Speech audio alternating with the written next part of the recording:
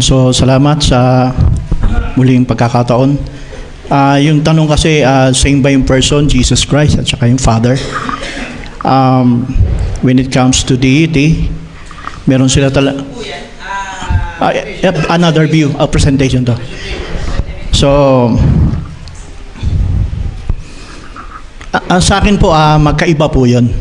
Magkaiba po. At even the Bible, even the quotes of the prophet. So, meron akong quote sa propeta at meron din Biblia. So, patunay na hindi po sila parehas.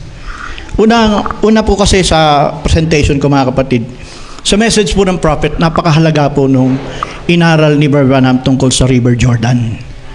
So, pag River Jordan, kung ito ay talagang iniintindi nating mabuti, pinapakita doon ni Brother Branham na magkaiba po talaga yung Father, which is the Spirit, at saka yung Son.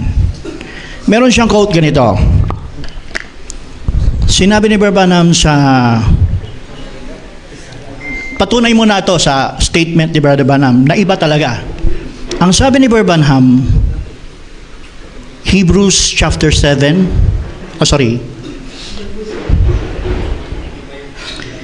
Hebrews chapter 4, sa message niya, na sinabi doon na God could not, hindi na lang yun. One place, comma, and one place, comma, and like your finger, comma.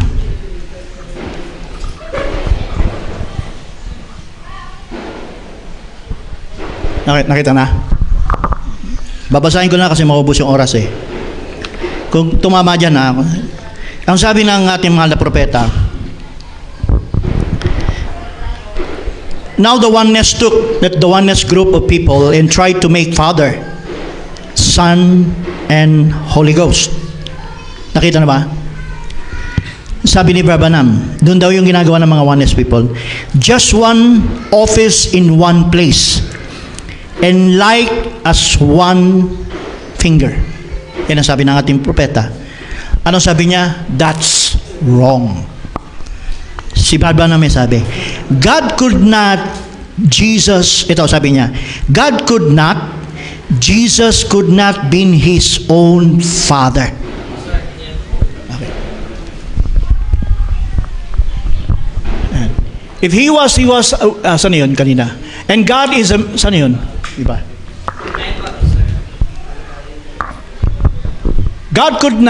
Jesus could not be his own Father. Statement niya yan. If he was, then he was how could he be his own Father? Yan ang sinabi niya.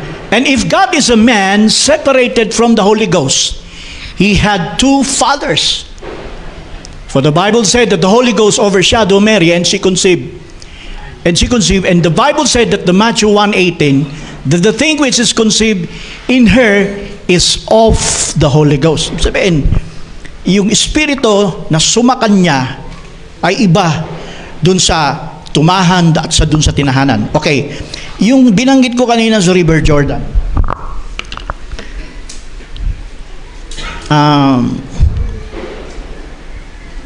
Paradox. Sa paradox, ang sabi niya, the Father didn't dwell in him. And this little boy, comma, 12-year-old child, no wisdom at all. Why? But just a 12-year-old boy.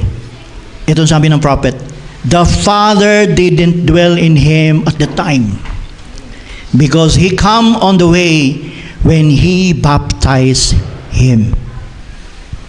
Si Brother Branham mismo may sabi, nung si Kristo ay the age of 12 years old, until 30 years, na bautismo siya ni John, wala sa kanya yung Diyos. Wala sa kanya ang Espiritu Santo.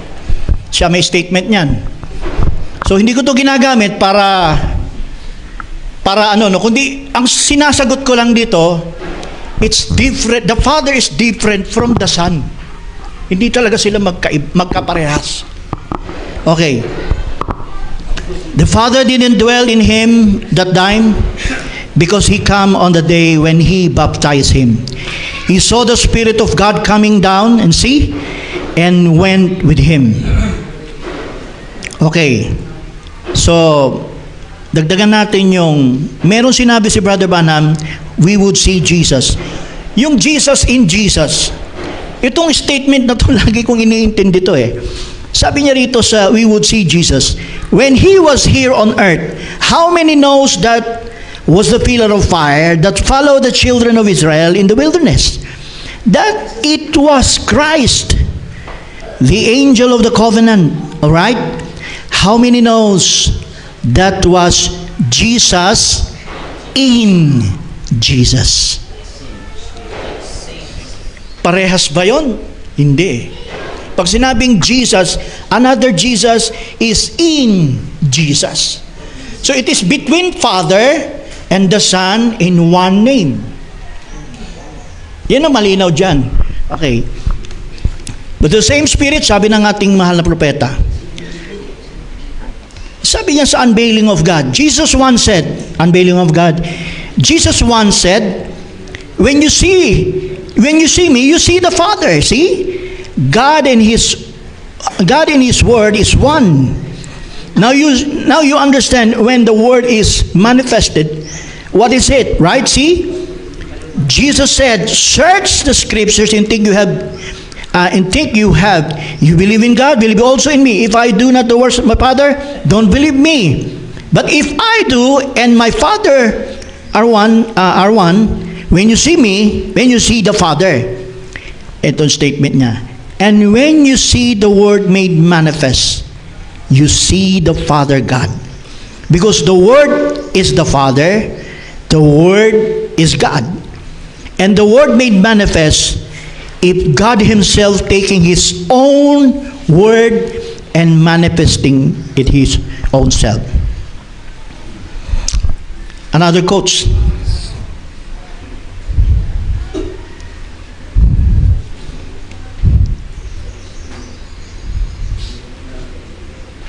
Paradox. Ang sabi niya, Jesus did the works of His Father because the Father was in Him. Sabi ni Branham. Sabi ni Branham, the Father was in Him. That's why the works was done. Because that the Father was in the Son.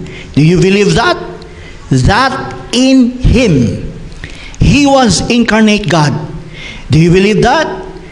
That God the Father, which is the Father of Jesus Christ, the great Spirit, dwell in the fullness of His power in, napansin niyo in, sabi ni Branham, in Jesus Christ, which was the tabernacle of God made manifest and dwell on earth, representing the Word. So, napakahalaga po talaga ng River Jordan. Kasi, nang sinasabi ni Brother Branham ito, nangyari na kay Jesus Christ, yung tumahan sa River Jordan, iba yung tumahan doon sa kanyang tinahanan. Magkaiba po sila. Okay, another quote.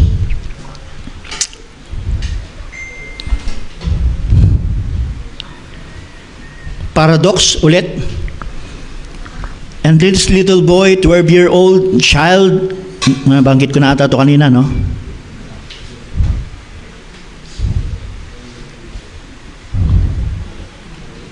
Okay. Yung time na nasa Gethsemane si Kristo, ito susog pa rin sa River Jordan eh.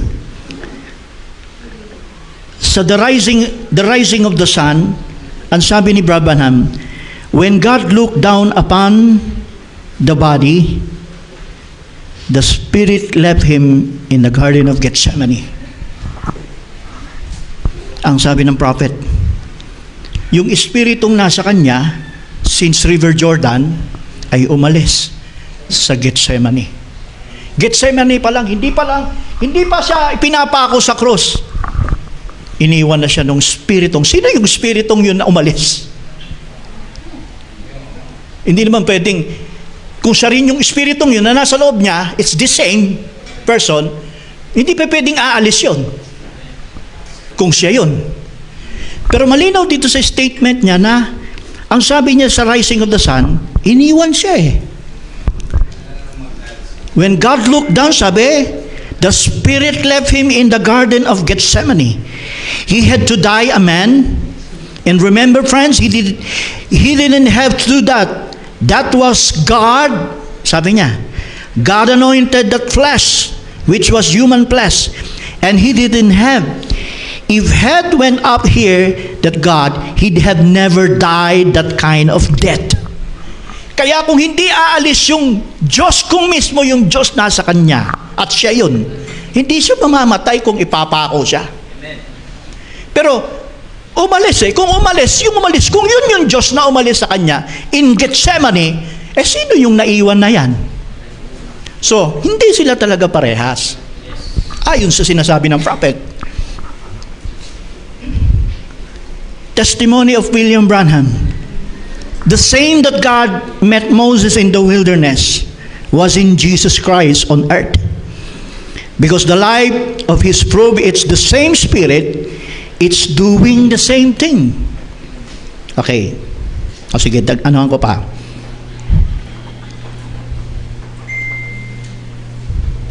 Okay, ito. Maganda rin ito eh. Para mabalansin natin. Identified Christ of all ages. 1964. Now notice, God, Jesus. Now, God, Jesus said that those who that word came to us called gods, that was prophet. Now, not the man himself was God, no more than the body of Jesus Christ was God. He was a man, and God was veiled behind him. Sabi ng prophet, sabi niya, no more that the body of Jesus Christ was God. He was a man, and God was veiled with him. Okay. Dagdag pa natin.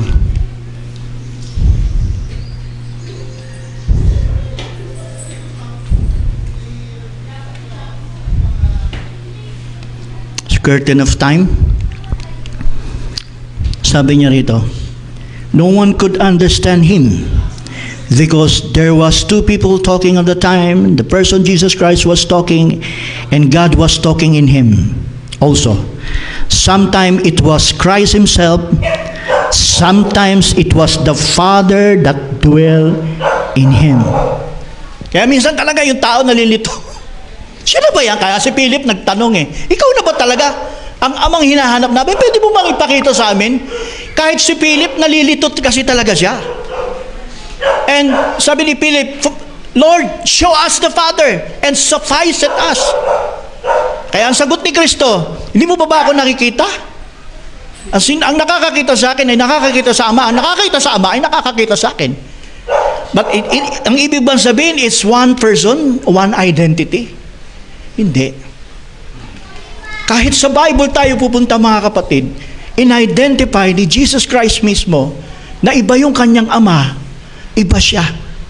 John 17:3, ang sabi niya, nung siya'y nananalangin sa Gethsemane, tinawag niya yung kanyang Ama. Sabi sa 17:13, 3, and this is life eternal, that they might know thee. Bible po ito. The only true God and Jesus Christ whom thou hast sent.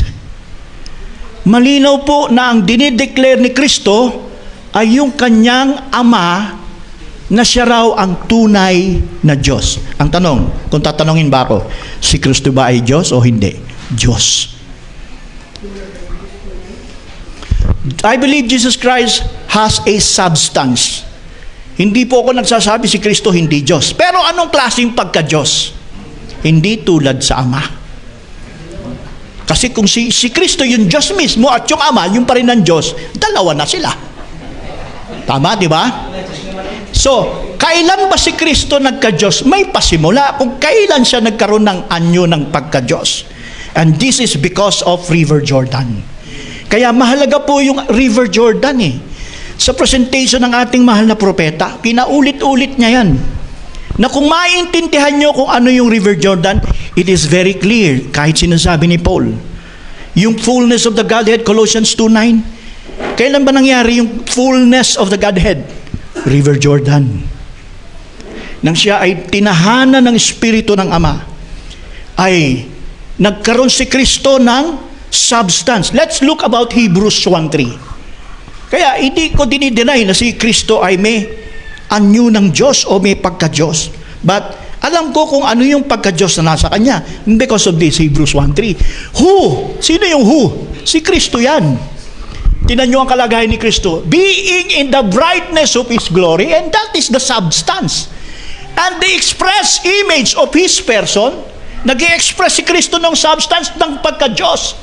And upholding all things by the word of His power, when He had by Himself purged our sin, sat down on right hand of the Father, on the majesty on high. Umakyat siya, lumuklok siya sa kanan ng Ama. Ibig sabihin dito sa sinasabi ni Pablo, who being in the brightness of His glory and the express image of His person, kailan ba nangyari yan? Nung siya'y tinahanan ng Diyos. At nung si Kristo'y namatay, pagkabuhay ni Kristo magbuli. And that is the final fullness ng kanyang deity. Nung si Kristo, hindi lang yung Diyos yung loob, pati yung katawan niya, Diyos na yun. When? Nang si Kristo ay na-resurrect. At ito yung verse na yan, Hebrews 1:3. Kaya sabi ni Paul, 1 Corinthians chapter 8 verse 6. Scriptural po yung pinapakita ko po ngayon. But unto us there is but one God. Ngayon, sino po yung God? Yung Father. But unto us it is one God, the Father. Hindi sinabing Father and Son. Yung Diyos, yung iisang Diyos, ay walang iba kundi yung Ama, of whom are all things, and we are in Him, and one Lord Jesus Christ, by whom are all things, and we by Him. Bakit tinawag si Kristong Lord Jesus Christ? Sabi ni Pedro, ginawa siyang Panginoon. Ibig sabihin, yung pagka-Panginoon ni Kristo ay iba sa pagka-Panginoon ng Ama. Acts chapter 2 verse 33. Tingnan natin kung ano sabi ni Pedro. Sa araw ng Pentecostes, na araw nang tumayo si Pedro at sinaysay niya ang patungkol dyan. Therefore, being by the right hand of God exalted, and having received of the Father, that the promise of the Holy Ghost, tama ba to? He had shed forth His many. Okay, 36.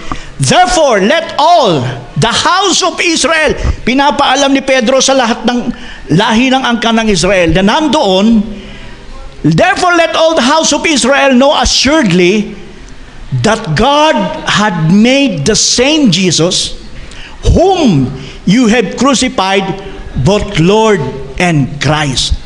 Asa ng pagiging Lord ni Kristo? That God had made. Hindi siya katutubong Diyos, pero nagkaroon siya ng katangian. Kaya yung pagkapanginoon ni Kristo talagang anyo ng Diyos yan, that is substance. Pero hindi siya yung talagang tunay na may-ari nun. Kaya ang sabi ni Kristo sa 17:3, pinakikilala niya na mayroong tunay na may-ari ng pagka-Diyos. Si Kristo and Jesus Christ whom thou hast sent, kung siya man ay nagtataglay nun, sinugo siya para doon, para siya'y magkaroon ng anyo ng pagka-Diyos.